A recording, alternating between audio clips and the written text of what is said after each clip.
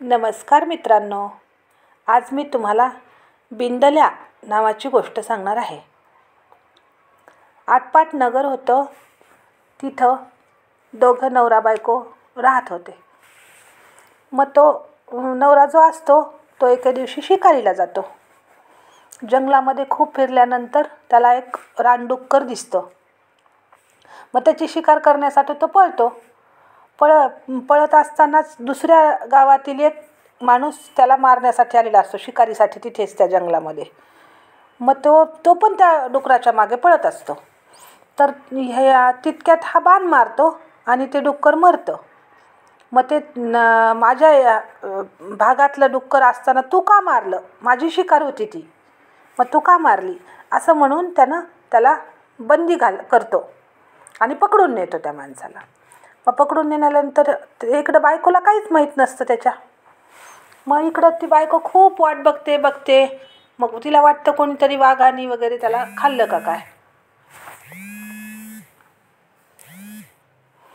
मग म्हणते आता काय करणार. मग ती एक देवीचं मंदिर असतं तिच्या घराशेजारी. ती प्रेग्नंट असते. मग ती त्या रोज देवीला जायची आणि माझा नवरा परत येऊ दे, माझा नवरा परत येऊ दे असं रोज देवीला म्हणायची.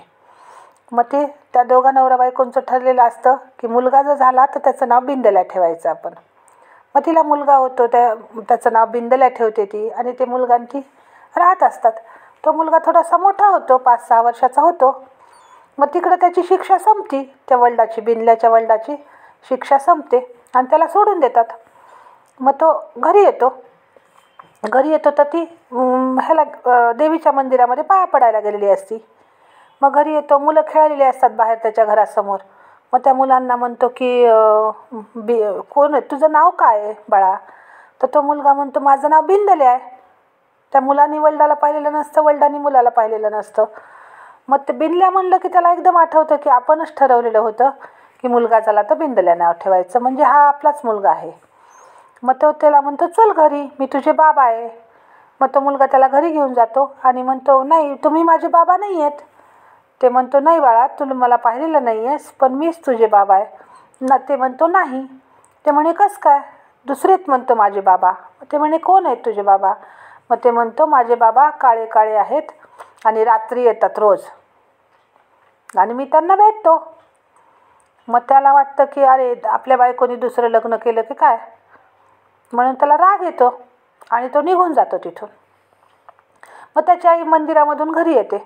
मग ते मुलगा सगळं सांगतो की आई असा एक माणूस आला होता आणि तो माझे बाबा आहे म्हणत होता आणि ते काही माझे बाबा नाही आहेत. मी त्यांना सांगितलं की माझे बाबा रात्री येतात, काळे काळे आहेत म्हणून, आणि ते परत गेला माणूस. ती म्हणे अरे तेच तुझे खरे बाबा होते ना, असं कसं काय केलं? ते म्हणत तू कधी सांगितलं नाही मला.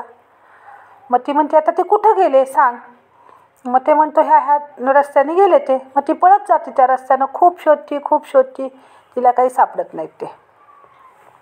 मग ती मंदिरात जाते देवीच्या. मग देवीला म्हणते मी तुझं एवढे दिवस सेवा केली, नवरा परत यावा म्हणून, आणि आला तर असं काय घडवलंस तू? आता ते राग गेले तर आता काही परत येणार नाहीत. म्हणून तिला खूप वाईट वाटतं आणि ती देवीच्या मंदिरातच स्वतःचं डोकं फोडून घेऊन मरून जाते. मग इकडे त्याच्या वडिलांना वाटतं की हे काळे बाबा कोण म्हणला आपला मुलगा, एकदा जाऊन तरी बघावा आपण, म्हणून ते परत घरी जातात. परत घरी गेल्यानंतर त्या मुलाला म्हणतात की कोणते तुझे बाबा आहेत, मला सांग बरं, दाखव मला तुझे बाबा कोणते आहेत ते. मग ते म्हणतो माझे बाबा फक्त रात्री येतात, दिवसा नाहीत येत. रात्री जातो ते. रात्री गेल्यानंतर लाईट लावतो आणि सावल्या ज्या असतात आपल्या भिंतीवर सावल्या पडतात लाईटने, ते भिंतीवरच्या सावल्या ते दाखवतो आणि म्हणतो की हे काय, हे माझे बाबा आहेत. अरे मग ते म्हणतो हेच बाबा येतात का रोज? हो म्हणे, मला सगळेजण चिडवायचे म्हणे तुला बाबा नाही आहेत म्हणून, मग माझी आई मला रोज हे बाबा दाखवायची. मग त्याला खूप पश्चाताप होतो की अरे आपण हे काय केलं. मग ते म्हणतो तुझी आई कुठं गेली? मग ते म्हणतो की आई मंदिरामध्ये गेली असेल बहुतेक, कारण आई मंदिरातच जाते म्हणतो, तुम्हाला शोधायला गेली आणि बहुतेक मंदिरात गेली असेल. मग ते दोघंजणं, ते मुलगा छोटा आणि त्याचे वडील मंदिरात जातात. मंदिरात गेल्यानंतर बघतात तर काय, सगळं रक्त सांडलेलं, डोकं फुटलेलं तिचं, आणि ती मेलेली असते. मग त्या दोघांना खूप वाईट वाटतं. म्हणून मित्रांनो, आपण डोळ्यांनी पाहिल्याशिवाय आणि कानाने ऐकल्याशिवाय विश्वास ठेवू नका. धन्यवाद. सबस्क्राईब करा आणि लाईक करा. थँक्यू.